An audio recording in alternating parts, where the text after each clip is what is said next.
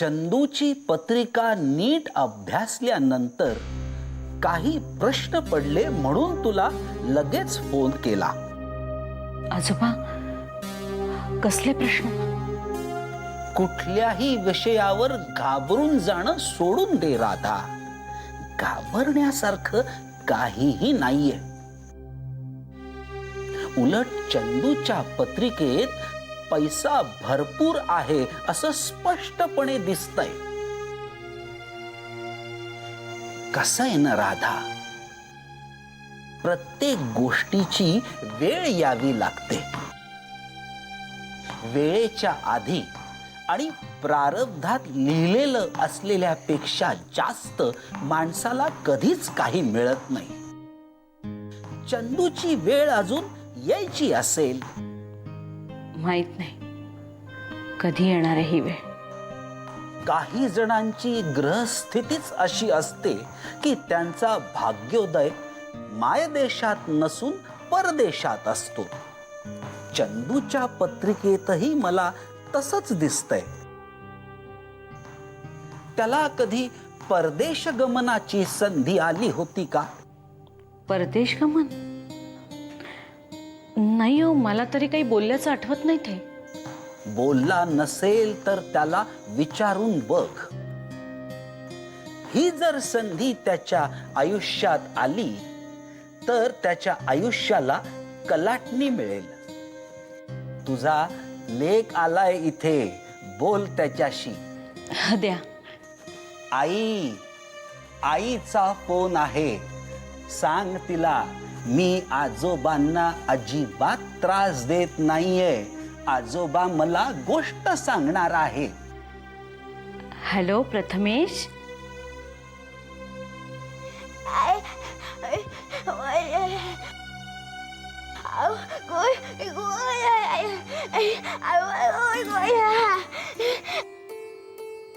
बर बर राजा, आजोबांना आणि विष्णू काकाला त्रास देऊ नकोस हं? चल ठेव phone. Good night. Good night.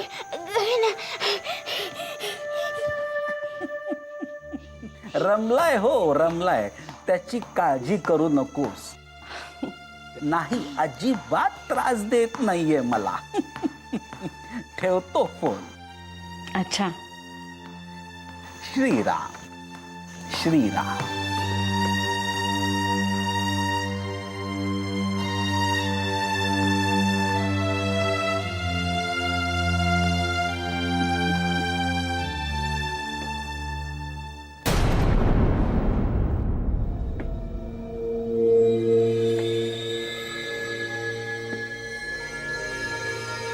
Sopan काका, दिनू बाबा तू आलास रे।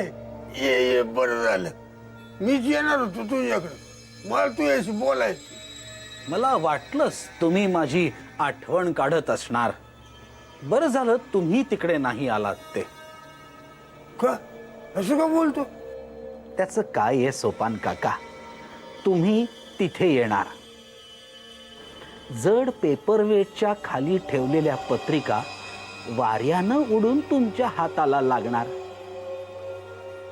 मग ज्यांच्याविषयी आपल्याला काहीच माहिती नाही त्या माणसांविषयी तुम्ही विष्णूला विचारणार।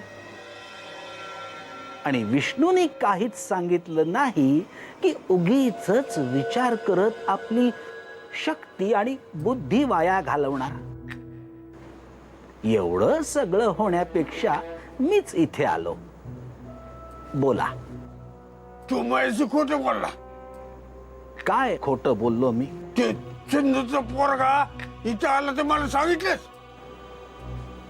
सोपान काका, मी काहीच बोललो नाही याचा अर्थ मी खोटं बोललो असा होत नाही। आणि तुम्ही मला काही विचारलं नाही म्हणून मी काही बोललो नाही।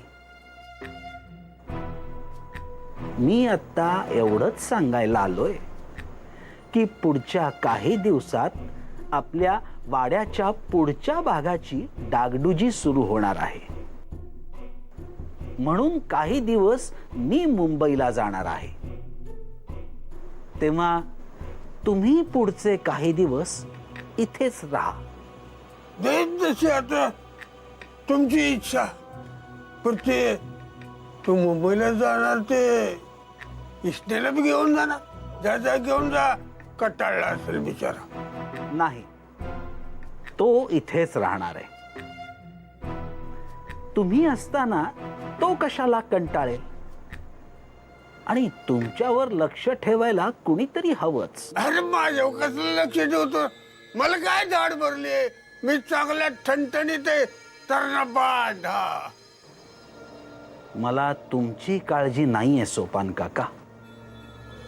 तुम्ही इथे वाड्यात एकटे असताना वाड्याची काळजी आहे आणि म्हणूनच विष्णू इथेच राहणार.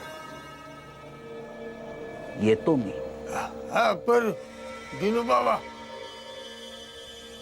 तो चंदूचा पोरगा पुढल्या इथं आला मला सांग बरं का. नाही पुढच्या वेळेचं आता सांगून ठेवतो. आता तुम्ही विषय काढलाच आहे म्हणून सांगतो. पुढच्या वेळचं आणि पुढच्या प्रत्येक वेळचं प्रथमेशच्या वाट्याला जायचं नाही. आणि केलात तर गाठ माझ्याशी आहे, लक्षात ठेवा.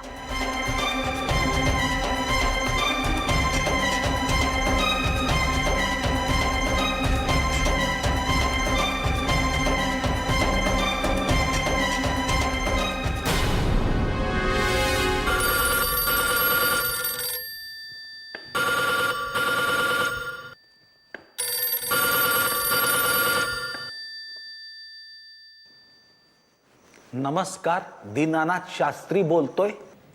नमस्कार, मी इन्स्पेक्टर विक्रांत भोसले बोलतोय. अरे चा, बोला इन्स्पेक्टर साहेब. आजोबा, आपल्या मिशन सुलेखामधला एक महत्वाचा टप्पा आपण ओलांडू असं मला वाटतंय. मनीषाची आई आपल्याला हवी ती इन्फॉर्मेशन देण्यासाठी वसईच्या वाड्यावर यायला तयार आहे. अरे वा, चांगली बातमी दिलीत. पण आता इथे वसईला येऊन काही उपयोग नाही. काय नाही प्रॉब्लेम? नाही, मी पुढील काही दिवसांसाठी मुंबईला जातोय. इथे वाड्याची डागडुजी काढली आहे ना, म्हणून. तुम्ही तिथे घेऊन या त्यांना. बाहुलीच्या घरचा पत्ता माहित असेलच तुम्हाला. प्रियाच्या घरचा पत्ता आहे, पण मी तिथे येऊ शकणार नाही. येऊ शकत नाही. शिवाय मला एक मित्र म्हणून सुद्धा तुमच्याबरोबर बरंच काही बोलायचं आहे. बर, ठीक आहे, या तुम्ही, बोलू आपण. मी तुमच्या बरोबरच मुंबईला निघेन. अर्थात तुमची हरकत नसेल तर, आणि तुमच्या इतर व्यवधानांमध्ये अडचण येणार नसेल तर. Not an issue at all. ठीक आहे, या तुम्ही त्यांना घेऊन. मी वाट बघतो. ठेवतो फोन. ठीक आहे आजोबा, बाय. श्रीराम. विष्णू, ए विष्णू. काय मालक? काय मालक? काय झालं? झाली का सगळी तयारी? हो, कपड्यांची बांधाबांध केली आहे. लिस्ट प्रमाणे एक दोन गोष्टी आहेत त्या बांधतो म्हणजे झालं. आत्ता इन्स्पेक्टर भोसल्यांचा फोन आला होता. हां आपल्याला ज्या कामासाठी पुण्याला जावं लागणार होतं, हां. ते काम आता वाड्यावरच होणार आहे. हो. इन्स्पेक्टर भोसले मनीषाच्या आईला घेऊन इथेच येत आहेत. आणि महत्वाचं म्हणजे आमचं बोलणं झाल्यावर तेच मला मुंबईला सोडणार आहेत. त्यामुळे तू तसदी घेऊ नकोस. चला, सुटलो. मी सुद्धा तुम्हाला हेच सांगत होतो मालक, की काही तासांकरता का होईना आपला वाडा ह्या सोपान आजोबांच्या जीवावर सोडून जाणं म्हणजे माकडाच्या हाती कोलीत दिल्यासारखं आहे. विष्णू, नाही, माझी म्हण चुकली असेल तर माझ्यावर ओरडा मालक. पण मालक, तुम्हाला सुद्धा माझं म्हणणं पटतंय. म्हणूनच तुम्ही काल म्हणाला होतात की तू वाड्यावरच थांब, होय ना? पटणाऱ्या सगळ्याच गोष्टी मोठ्यानं बोलायच्या नसतात विष्णू. त्यांनी ऐकलं तर काय वाटेल त्यांना? काय वाटेल? फार फार तर माकड कोण रे असं मला विचारतील. अरे बरं मी बाकीची बांधाबांध करतो हा लाग लाग तयारीला लाग. आलो. श्रीराम श्रीराम.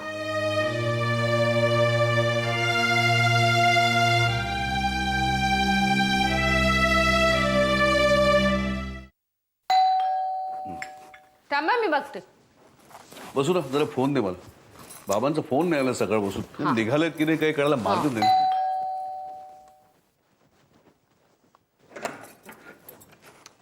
अरे अहो हे बघा ए, बाबा हळू. अहो बाबा फोन नाही करायचा का? सकाळपासून वाट बघतोय तुमच्या फोनची. तुम्ही निघालात की नाही काही कळायला मार्ग नाही ना. अरे गप्पांच्या ओघात राहूनच गेलं. म्हटलं तुम्हाला सरप्राईज द्यावं. सरप्राईज. सकाळी सकाळी डबल सरप्राईज मिळालं.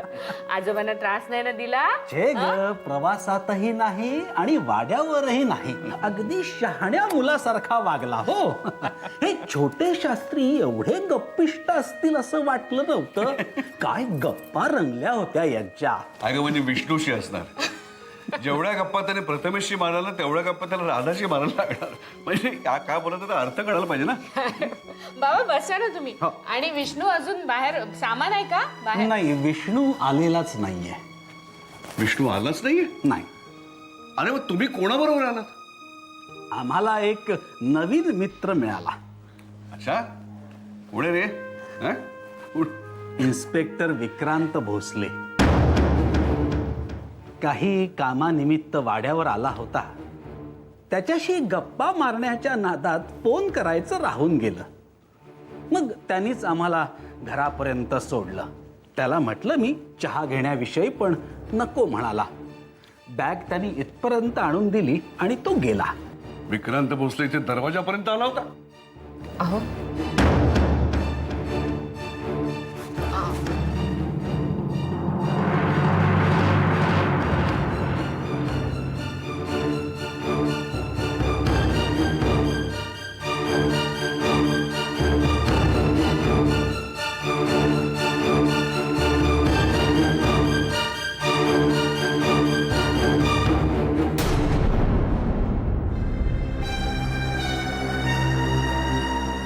असे अचानक निघून काय आलात बाबांसमोरनं? काय वाटेल त्यांना? मला वाटलं त्याचं काय. बरं झालं मी तिथून निघून आलो. माझ्या तोंडून आणखीन काहीतरी निघून जायचं काय. अहो नका ना एवढा त्रागा करू. अहो बाबांचं काय चुकलं? तो आला असेल त्यांच्याकडे, असेल त्याचं काहीतरी काम. कसलं काम? बाबांकडे कसलं आलंय त्याचं काम? एक नंबरचा ढोंगी माणूस आहे तो. मी त्याला या घरामध्ये उभं करत नाही ना, म्हणून आपल्या घरामध्ये शिरण्याचे काहीतरी वेगवेगळे मार्ग शोधून काढतोय हा. हो पण तुम्ही हे बघ बसुरा, मला कितीही संताप झाला तरी माझा तोल कधीही जात नाही. पण आता मात्र या माणसाने हद्द केली. अरे ज्या माणसाचं नाव घरामध्ये घेतलेलं मला आवडत नाही तो माणूस काही ना काहीतरी निमित्त करून बाबांच्यापर्यंत पोहोचतो. त्याला इथपर्यंत घेऊन येतो. आपल्या प्रथमेशची दोस्ती करतो. हो पण तुम्ही बाबांवर का रागवताय? त्यांची काय चूक आहे? अगं मी बाबांवरती रागवत नाहीये. आपले बाबा बिचारी गरीब आहेत, भोळे आहेत. पण या माणसाची हिमतीची मात्र मला दाद द्यावीशी वाटते.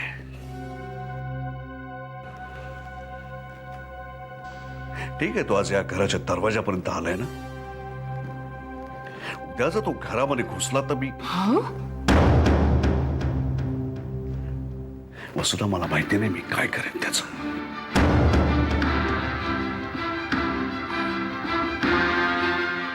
अहो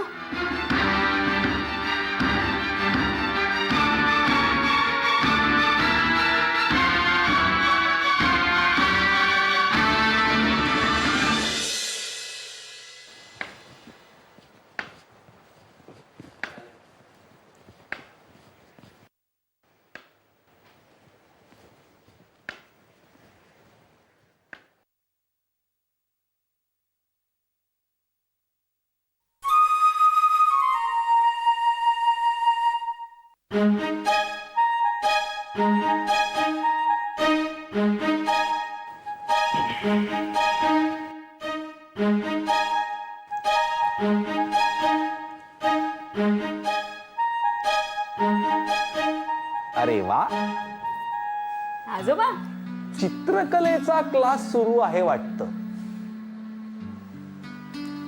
मनातलं कन्फ्युजन कॅनव्हासवर उतरवते, दुसरं काही नाही.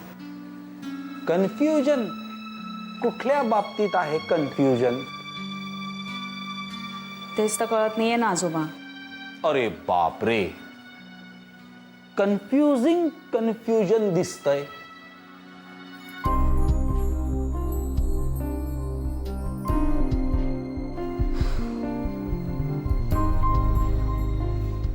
आजोबा,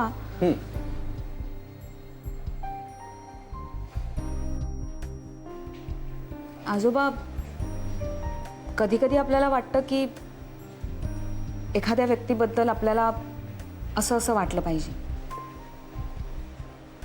कारण आपल्याला यापूर्वी त्याच्या बाबतीत तसं वाटलेलं असतं. पण आता तसं वाटत नसतं.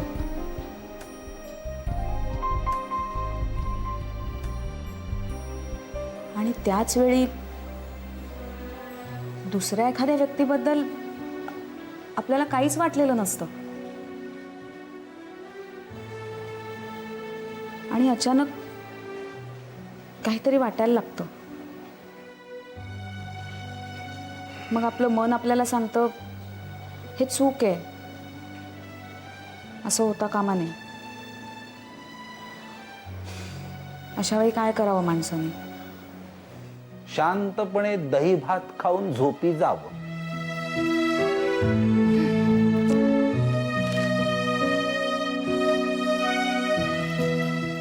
आजोबा, मला कुणीच सिरियसली घेत नाही, तुम्ही सुद्धा नाही. आता काय करू? आत्ताच तू जे काही असं आणि तसंच्या भाषेत बोललीस ते तुझं तुला तरी कळलं का बाहुली? मला कळतंय हो आजोबा, मनाला पटतंय, पण शब्दात व्यक्त करता येत नाहीये. अच्छा, म्हणजे कुठेतरी भावनेचा चक्का जाम झालेला आहे आणि तो तू या रंगबिरंगी फराट्यांमध्ये मांडण्याचा प्रयत्न करते आहेस. तसंच काहीच. बाहुली, तुमच्या मॉडर्न गोष्टी मला काही कळत नाहीत फारशा. आयुष्यभर हातावरच्या रेषा पाहिल्या, त्या रेषा मला एवढंच सांगतात,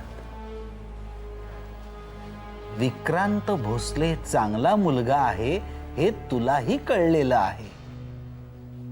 पण ही भावना स्वतःशी कबूल करायला तू धजावत नाहीयेस. कारण अनेक आहेत. भूतकाळाचं सावट, भविष्याची चिंता. पण विक्रांत तुझ्यावर मनापासून प्रेम करतो.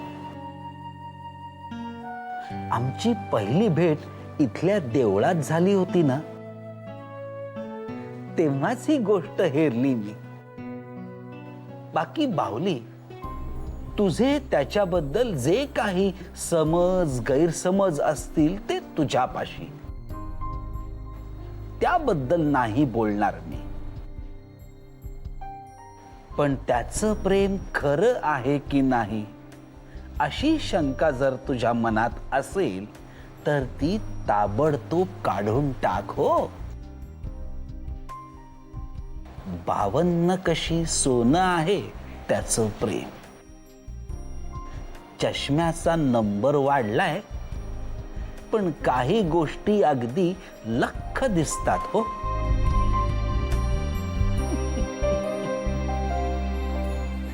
चालू दे, भावनिक उत्सर्जन चालू दे.